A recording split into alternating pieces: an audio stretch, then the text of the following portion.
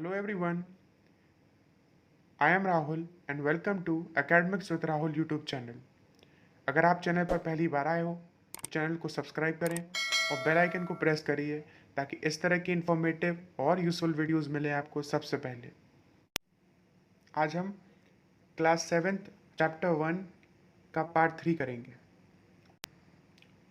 Old and new religions यानी पुराने और नए धर्म। The thousand years of history that we are exploring witness major development in religious traditions. वो 1000 साल जो हम इस चैप्टर में एक्सप्लोर कर रहे हैं, उन हज़ारों सालों में धार्मिक कस्टम्स यानी धार्मिक ट्रेडिशंस परंपराओं में भी विकास हुआ। People's belief in the divine was sometimes deeply personal, but more usually it was collective.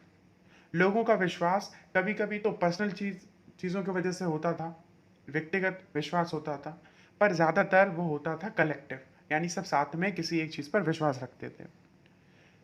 Collective belief in a super natural agency, उन सब का मिलजुल कर जो विश्वास था वो था एक सुपर नेचुरल एजेंसी का जो था धर्म। was often closely connected with the social and economic organization of local communities. धर्म को सामाजिक और आर्थिक ऑर्गेनाइजेशन से जोड़ा जाता था। As the social world of these groups altered, so too did their beliefs. और जिस तरह से इन ग्रुप्स का जो सोशल लाइफ थी यानी सामाजिक दुनिया थी, जिस तरह से वो बदलती गई उसी तरह से इनके विश्वास ही बदलते गए। It was during this period that important changes occurred in what we call Hinduism today. इसी पीरियड के दौरान काफ़ी सारे इंपॉर्टेंट चेंजेस, महत्वपूर्ण चेंजेस आए हिंदुइज्म में। These included the worship of new deities, the construction of temples by royalty, and the growing importance of the Brahmins, the priest as dominant group in the society. In changes में क्या क्या included था? नई नई deities यानी नए नए भगवानों की पूजा शुरू हो गई, टेम्पल्स को बनाया गया रॉयल्टी के द्वारा, राजाओं के द्वारा, और ब्राह्मण की इंपॉर्टेंस बढ़ गई। ब्राह्मण्स यानी वो प्रीस्ट जो कि सोसाइटी में एक डोमिनेंट ग्रुप था, एक ऐसा ग्रुप जिसका पावर या कंट्रोल ज़्यादा था, जिसे अपर स्टेटस दिया जाता था।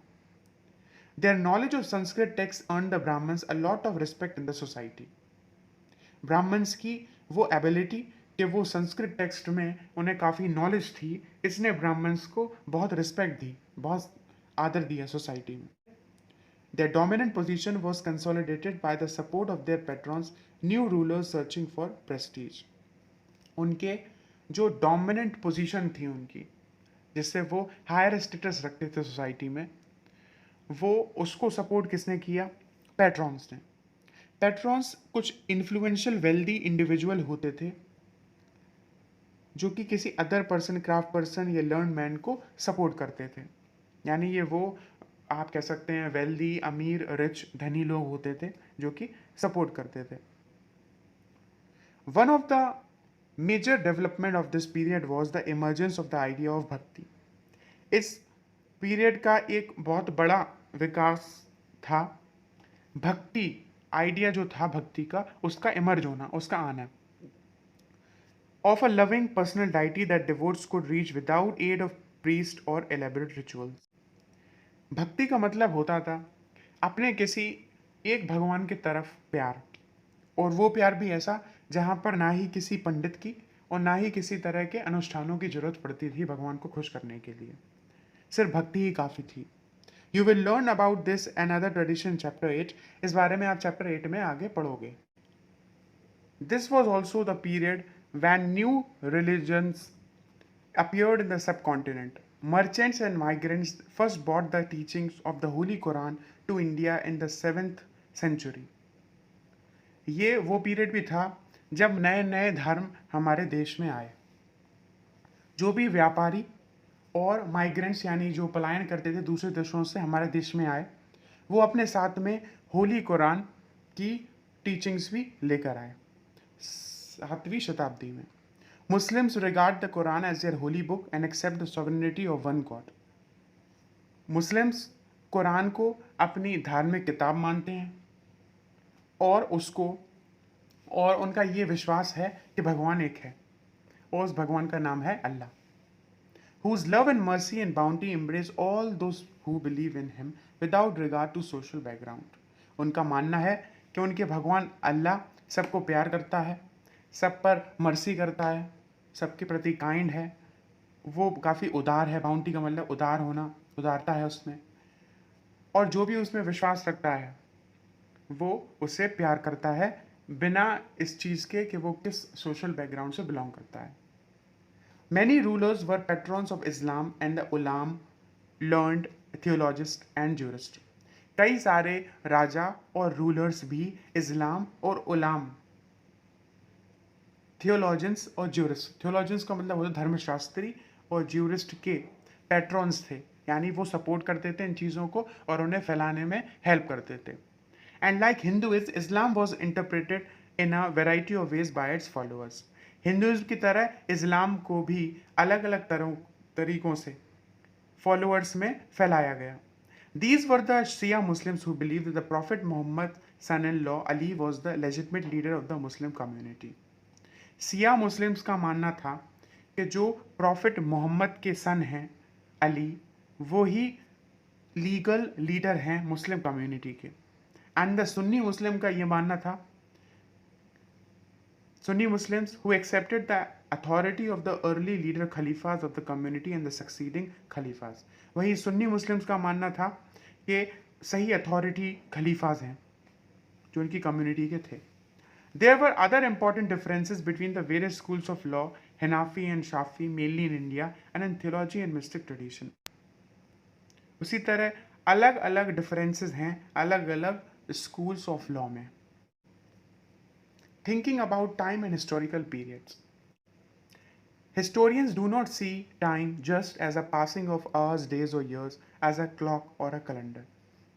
यानी जो इतिहासकार हैं वो समय को इस तरीके से नहीं देखते कि घंटे बीतते जा रहे हैं, दिन बीतते जा रहे हैं, सालें निकलती जा रही हैं, या फिर किसी घड़ी या फिर कैलेंडर की तरह नहीं देखते।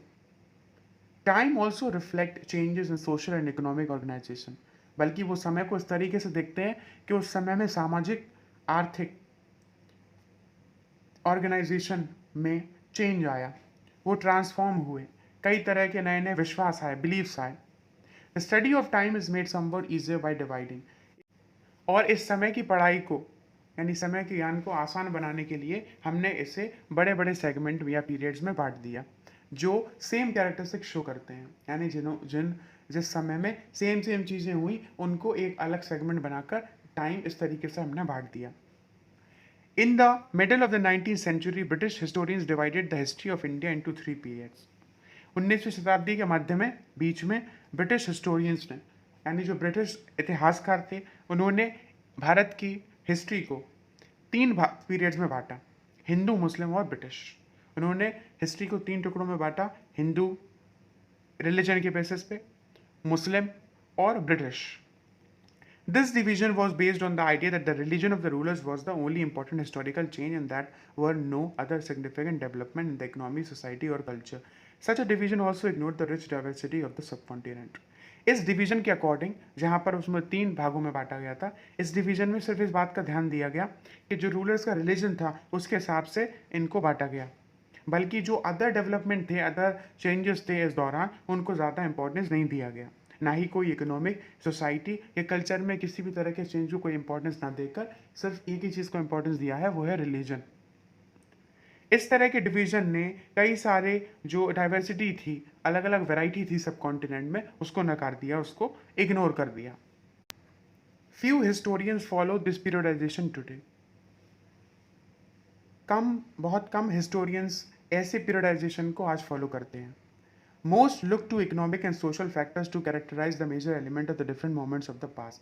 ज़्यादातर जो हिस्टोरियंस हैं, इतिहासकार हैं, वो आर्थिक और सामाजिक फैक्टर्स को ध्यान में रखकर ही इस पास्ट को अलग अलग बांटते हैं।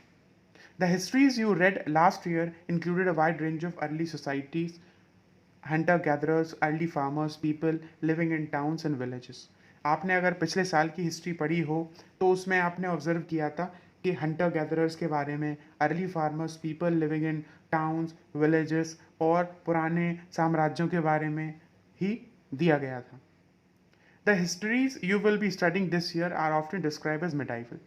जो हिस्ट्री हम इस साल पढ़ने वाले हैं, इस किताब में पढ़ने वाले हैं, वो उसको मिडाइवल हिस्ट्री कहा जाता है, यानी वो हिस्ट्री जो ना ही बहुत पुरानी है ना ही मॉडर्न है, बीच की है, मिडाइवल है. You will find out more about the spread of peasant societies, the rise of Niger and imperial state formation, sometimes at the cost of pastoral and forest people, the development of the Hinduism and Islam as major religions, and the arrival of European trading companies.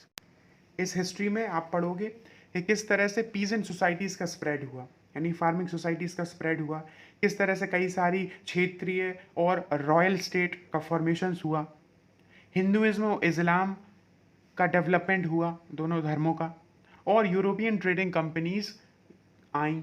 ये सब आप इसी history में पढ़ने वाले हो आगे. These 1,000 years of Indian history witness considerable change. यानी हज़ारों सालों में इंडियन हिस्ट्री में बहुत सारे चेंजेस आए. After all, the 16th and 18th centuries were quite different from the 8th और the 11th, क्योंकि 16वीं और 18वीं शताब्दी 8वीं और 11वीं शताब्दी से काफ़ी अलग है.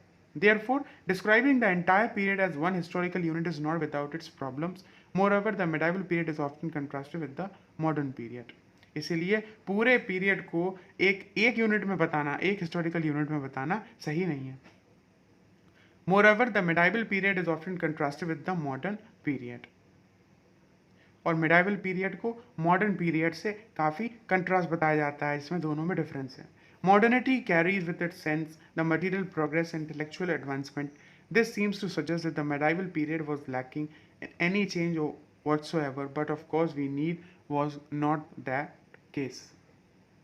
Modernity का मतलब है मटेरियल प्रोग्रेस होना और कई सारे इंटेलेक्चुअल यानी इंटेलिजेंट एडवांसमेंट आना, बल्कि मिडाइवल पीरियड में ये सभी चीज़ों की कमी थी. During these 1,000 years, the societies of the subcontinent were transformed often, and economies in several regions reached a level of prosperity that attract the interests of European trading companies. यही 1,000 सालों के दौरान जो हमारी सोसाइटीज़ थी सब कॉन्टिनेंट की, वो इकोनॉमिकली काफ़ी प्रॉस्परस हो चुकी थी, यानी फल फूल रही थी. और इसी सब चीज़ को देखकर, फल फूलना देखकर, धन देखकर, दौलत देखकर, जो भी यूरोपियन ट्रेडिंग कंपनीज हैं वो भारत की तरफ अट्रैक्ट हुई और भारत में आई. As you read this book, look out for the size of change in historical process at work. इस बुक को पढ़ने के बाद और जो आपने पिछले साल बुक पढ़ी थी, आप ये एनालाइज कर सकते हो कि किस तरह से बहुत सारे चेंजेस आए, डेवलपमेंट हुए, और साथ में आपके अराउंड जो भी वर्ल्ड है आप उसको भी ऑब्जर्व कर सकते हो कितनी चीज़ें पहले से चेंज हो चुकी हैं, या कौन सी ऐसी चीज़ें हैं जो कि अभी भी वैसी ही हैं जैसे कई साल पहले हुआ करती थी. तो यह हमारा class 7th history chapter 1 complete होता है. ये रही इस चैप्टर की सारे इंपॉर्टेंट वर्ड्स की लिस्ट, आप इसको लर्न कर सकते हो.